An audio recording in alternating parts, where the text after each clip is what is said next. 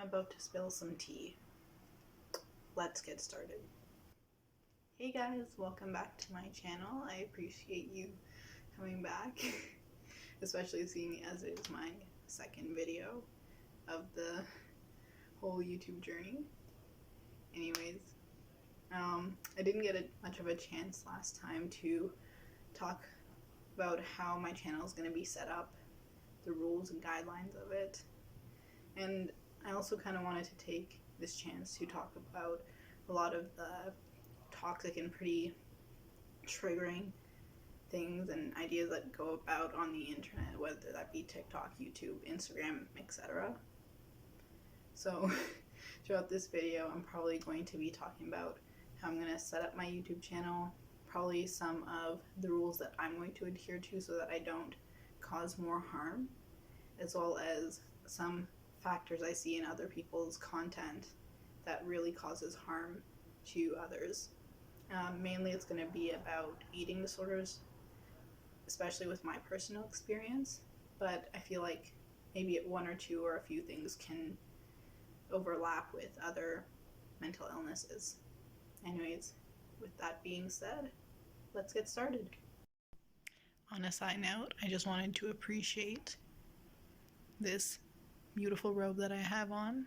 I just wanted to feel extra regal today, so just excuse it, especially since it's super comfy. Alright, so on to some channel setup ideas that I'm gonna, put forth. What I'm mainly planning on doing with this channel is having it so that I upload once a week for now, just since I feel like that's a pace that I can keep up with. Maybe in the future it might change, but if that comes, I'll just let you guys know.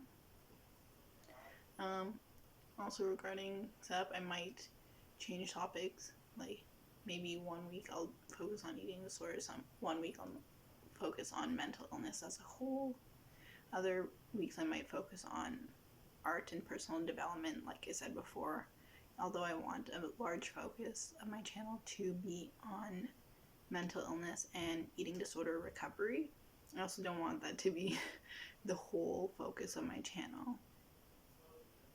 Anyways, with that out of the way, let's get started on some of my channel rules, as well as how I see other channels being pretty toxic and harmful. Rule number 1. You're not going to hear many numbers on this channel at all. It's probably for a lot of reasons, especially since I do not want to be triggering anyone.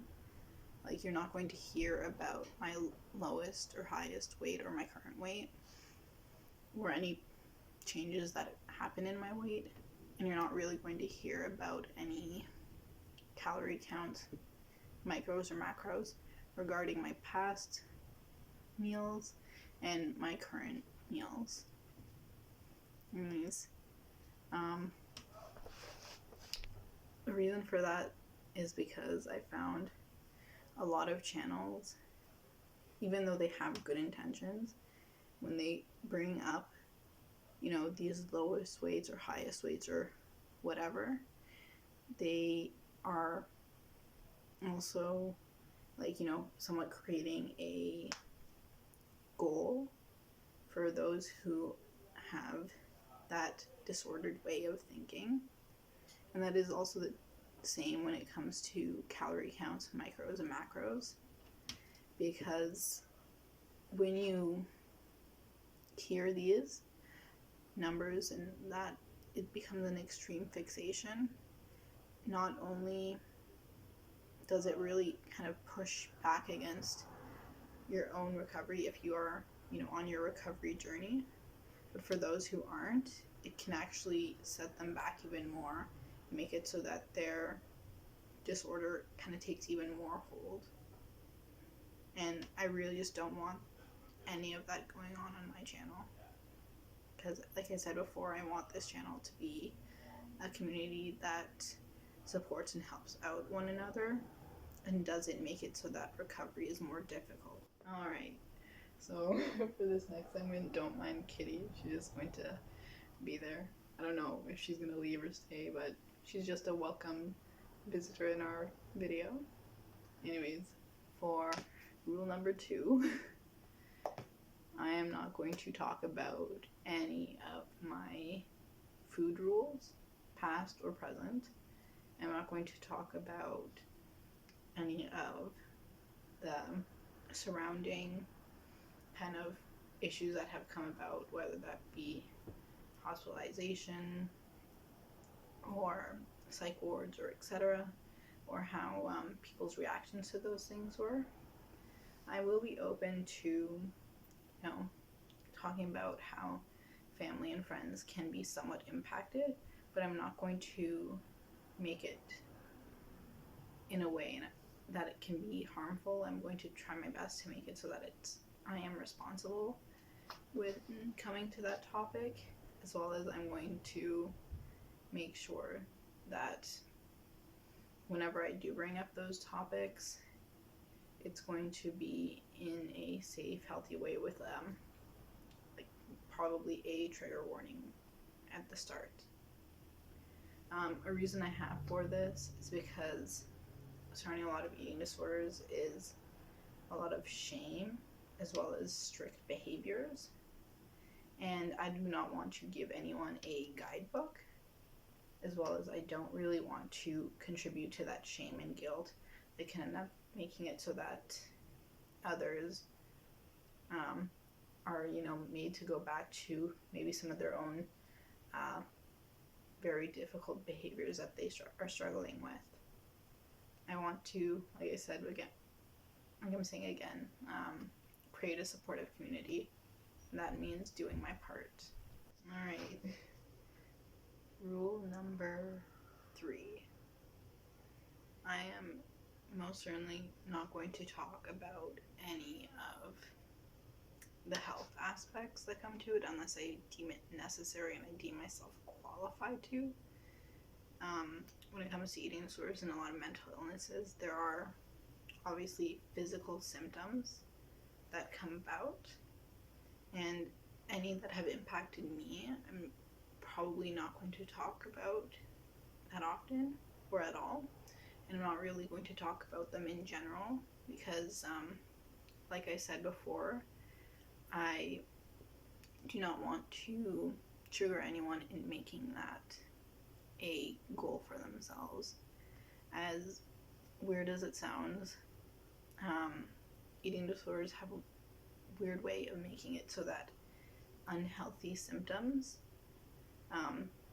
physically and mentally, can become goals, and it really just causes a lot of stress and anxiety surrounding our body image that we originally didn't even have.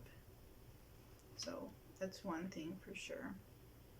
I really wanted to emphasize this as a rule because, one, I am very much not qualified to talk about the medical side of things, seeing as I just have a high school diploma.